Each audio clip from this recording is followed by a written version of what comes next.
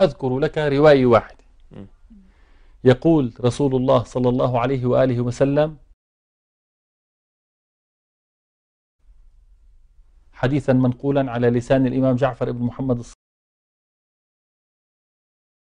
الصادق، يقول: يأتي على العرب زمان يتولى حجازهم ملك يواطئ اسمه اسم الوحوش.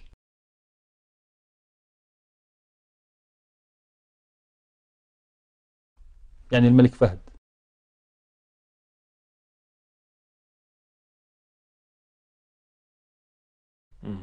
فإذا مضى لسبيله تملكها عبد الله. الرسول هيك عم يقول، بعد الملك اللي اسمه على اسم وحش بيجي عبد الله. فإذا مضى لسبيله بشروني